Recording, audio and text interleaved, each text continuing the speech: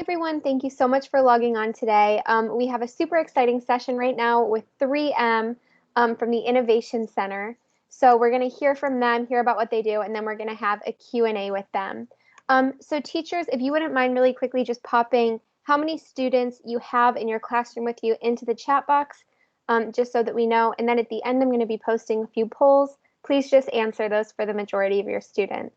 So I'll hand it over to you guys. Fantastic. Thank you, Rosie. My name's Sarah. I'm a technical manager here at 3M. This is my colleague Scott, who runs the Innovation Centre.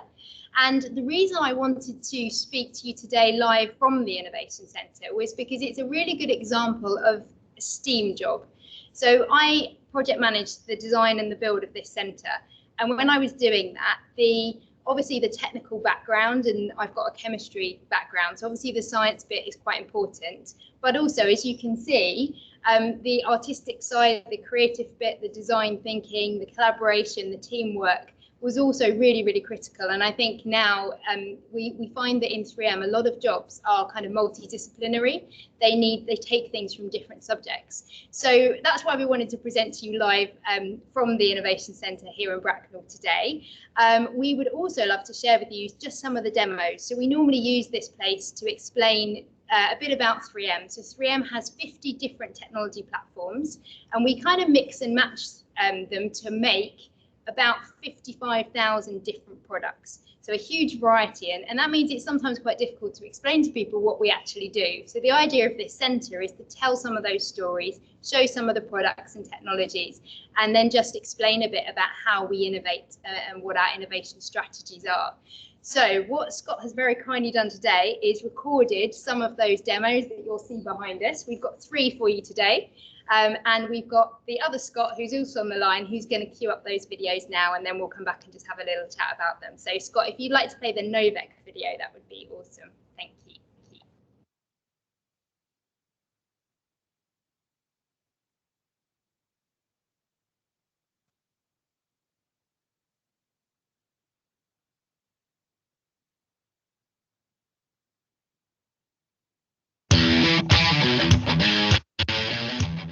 Finally, I just want to talk to you about 3M adhesives.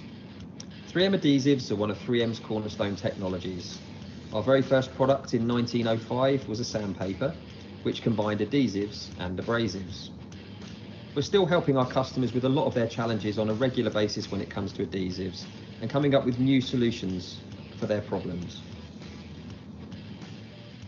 Now, what we have here are our 3M VHB steps. 3M have created a tape called VHB, which is being used as an alternative for welded and riveted joins in metals. But the demonstration here is to show just how strong 3M VHB is. What we've got are 2 steps here, and each step consists of a metal frame with some acrylic with the footprints on in the middle. That acrylic is just held onto the underside of the metal frame using nothing more than 3M VHB tape.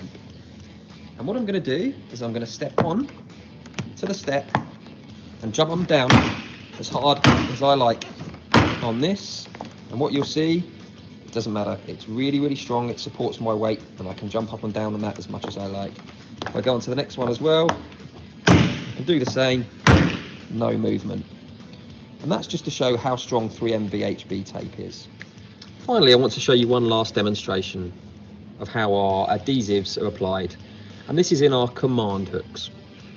So command allows you to hang things on your wall using a series of either picture hanging strips or hooks that allow you then to cleanly remove them if you want to move them without causing any damage to your walls.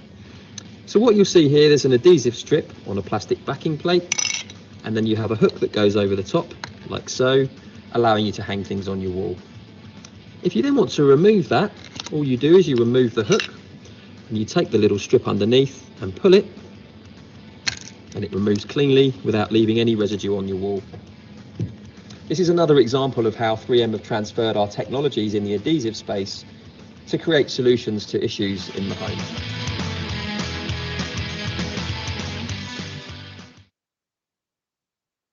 Brilliant. So I think we'll just jump in. That was actually our adhesives demo, which is cool. We've got so many technologies, we get a bit confused ourselves. We've actually got a live demo to show you on that one as well. So Scott, if you want to just, we're going to try and do this to the camera. Yeah, sure. So what I've got here is one of our VHB strips. You won't be able to see it. I'll hold it up closely to the camera. But what you'll basically see, I've got two tabs at the top of this, and what I'm going to do is going to pull these two tabs apart. Now, the first one that I go through is just a double-sided foam tape that comes apart quite easily. You see I've managed to pull that apart. But the second one is our 3M VHB, very strong tape. And if I try and pull that as hard as I can, I don't know if you can see that, but it literally doesn't move. Doesn't move at all. No matter how much force I apply to it, it doesn't come apart in any way. And that's just another kind of hands-on demonstration as to just how strong this tape is. And this tape is used in multiple applications. I've mentioned already about replacing riveted and welded joins, but also this is the kind of material that is sometimes used to even hold cladding onto buildings. So actually some cladding on buildings is actually held on by tape, believe it or not. So that's just kind of how strong some of our adhesives and tapes are, just to give you an idea. Brilliant. Thanks, Scott. Okay, so now we've got another video for you. Scott, I'll let you choose.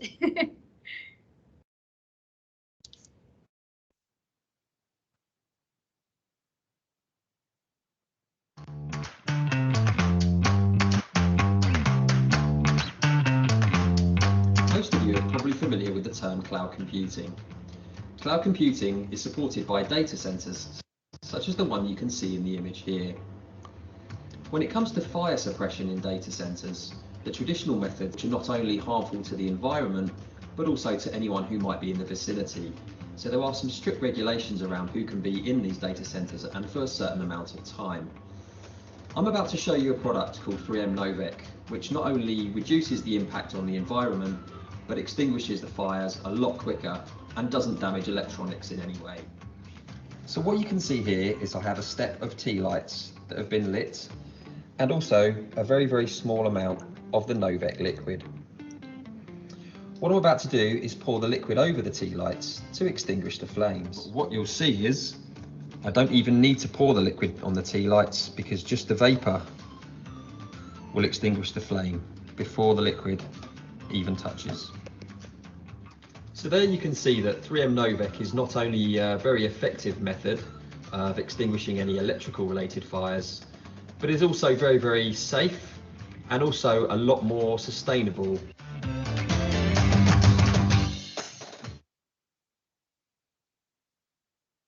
And then finally, we have a gong demo for you, and then we'll move to the Q&A.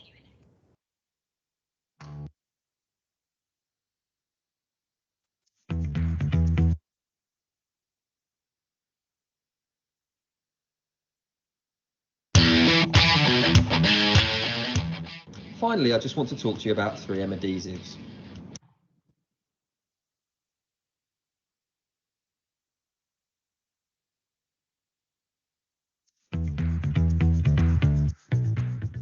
So now I'm going to demonstrate to you the benefits of 3M vibration damping foil.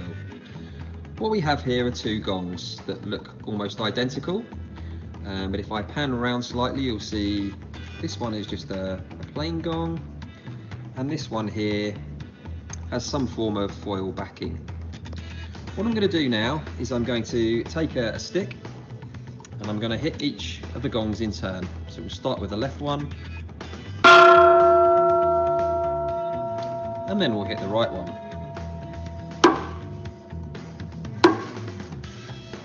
So what you can see here is the noise that you normally hear when you get a gong is as a result of vibration. It's the vibrations that cause the noise that you can hear. The foil on the back of this is 3M's vibration damping foil. It has an adhesive on the back of the foil which converts that vibration to a very small amount of heat, thus killing it so you can't hear it. So not only is it good from an acoustic perspective, but it also helps reduce fatigue in metals when they vibrate. This particular product is used quite a lot in vehicle manufacturing and on heavy machinery that creates a lot of noise. It obviously reduces the sound, so makes it more beneficial from a health and safety perspective for people's hearing. But as I've already mentioned, it also helps reduce the fatigue in metals, thus making it last longer and making it less susceptible to any kind of failure.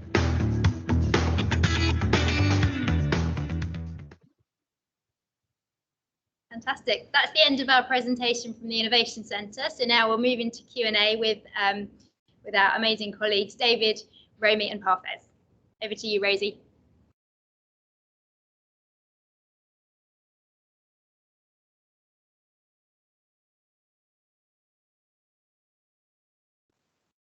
Sorry, are you able to hear me now? Yeah. Great. So students and teachers, if you have any questions at all, please do feel free to put them in the chat and we'll get to answer as many of them as possible. One thing I'm curious about is if you have any kind of D&I programs within the company.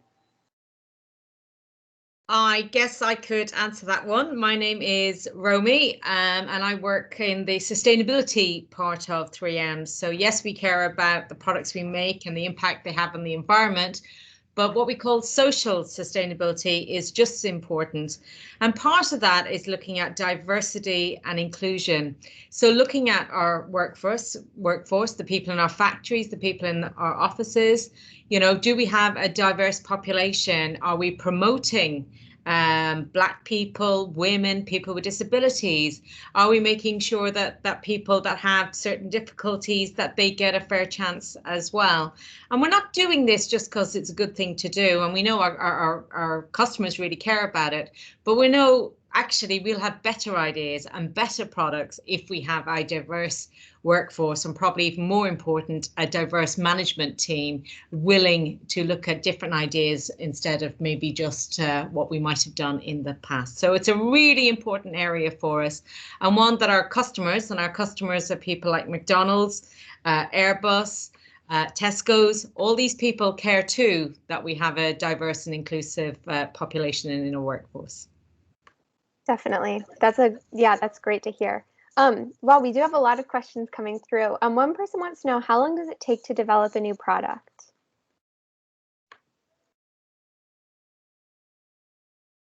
I'm David Crouch. I'm happy to take that one.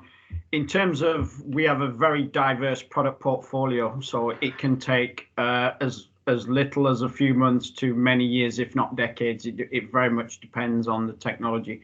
So within personal safety division where I sit, we develop a lot of respiratory protection products, where most of them will take at least several years to develop because of the cutting edge technology that goes in them that Sarah and Scott have kindly showed you previously. Great, thank you. Yeah, I'm sure there's so many different products and they all just take such a wide range of time. A few people have actually asked, what does 3M stand for?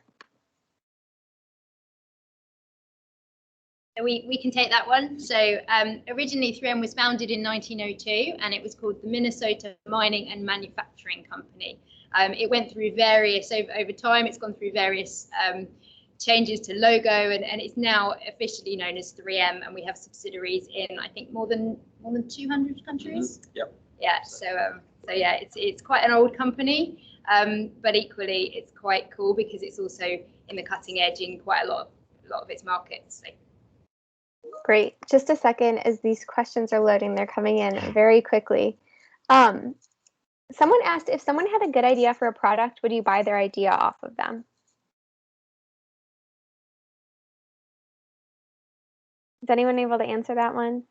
I'm happy to take that one. So within 3M, we look at technology readiness levels. So if it's a fresh idea, we work with universities across the world and other companies that we collaborate with or are of interest in. So we look at all technologies. So all of the 3Mers are encouraged to have what we know as 15% time where we can go and explore new ideas, new concepts, and that can include working with other people, other agencies, or other organizations. Interesting. And someone also asked, did design ideas get copied a lot by outside people? How often does that happen?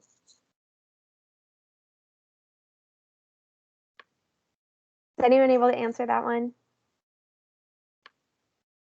Too often is the answer. Oh, really? Yeah, I think That's patents are very, very important to 3M, so that we can protect ourselves from people copying. Yeah, that's quite a good example of another STEAM job. So we have a very big legal team across the world, and that includes patent specialists and it includes legal counsel. So actually having people who understand the technologies and understand the technical details, but also have a really good understanding of local legislation and regulation and patent law is really important. So I think that's another good example of a job that's within a STEM company, but is actually, multidiscipline. Yeah, absolutely. And just to add to that, I mean, Yeah. so I'm an electronics engineer. So back of our mind, and it's in our training, is to, look at these ideas and see what we can protect. Because there's no point in designing something that only lasts a year or two. We look at a long-term future of 3M. So we're definitely, presenting our ideas and writing them down, and also trying to get them issued as patents, so they are protected for a long, long time. But people do copy them. But that's what the legal team is for. But generally, as a company, we'd want to think about protecting our ideas and our designs. Yeah, absolutely. So if anyone is on sustainability, you might be the person to answer. I actually have a couple questions to combine here. One is, are any of your products recyclable or reusable? And are you aiming for carbon neutral, or are you already there? Oh, they're very big questions. To answer the second one first, yes, we are aiming to be carbon neutral by 2050. We'd like to do that sooner if we can, but it is very, very difficult because unlike, say, a Microsoft, where they're dealing with software, it's far easier for them than us with all our factories. Yeah. So it takes a lot of investment and changing things to do that, but it's a key priority for us, along with making sure all our products either contain recycled content or can be recycled at the end of their lives. And we make so many products, it's not as easy as it sounds to do that, possibly because a lot of the infrastructure to recycle and to collect isn't there. So it's really important that the products we now design, that we've thought about how we take them apart. And we find lots of our customers are thinking about this as well. So if I take an example of something like a washing machine or a dishwasher or a fridge, there were rumors that sometimes these used to be designed to be obsolete or just break down after 5 years, so you go buy a new one. But now we have the very same companies coming to us and asking, you make the adhesives, 3M, so how do we de-stick, debond this? Because now we'd like to keep these refrigerators or washing machine going a lot longer and just take out the part that doesn't work. So I think the solution to that is lots of collaboration with our customers to make sure that we can do this for customers. But this is going to be a big, big topic and a very important topic as we move forward. Yeah, that's great. It's so important now that companies are focusing on being eco-friendly. And there'll be a lot of jobs in the future and a lot of university places all about the materials and designing recyclable material. Yeah, products. Definitely. I have another kind of double question here. Someone would like to know, how often do your products not take off, but also what has been your most successful product?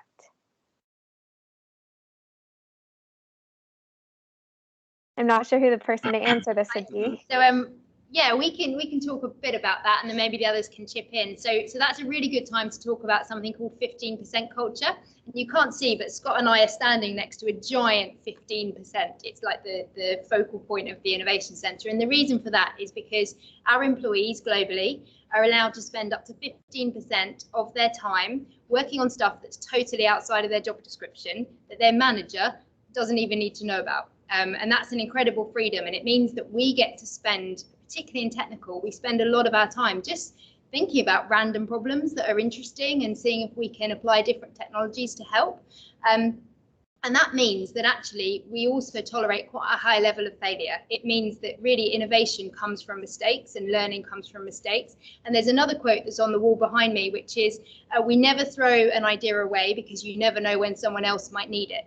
So we may have things that are technically failures for a specific project, but actually often later on, many years later, they get picked up and they actually get incorporated. So I think that's the thing with innovation, is that it's not a kind of straight path. It's very fuzzy. It involves a lot of, generally you get more innovation if you have a diversity of thinking. So that's why we need diverse teams, and we need, as Romy said, we need to have collaboration between them. So yeah, that's kind of my take on in terms of product failure and why we actually encourage it. We encourage projects to start and learn and then often fail and just turn into something totally different.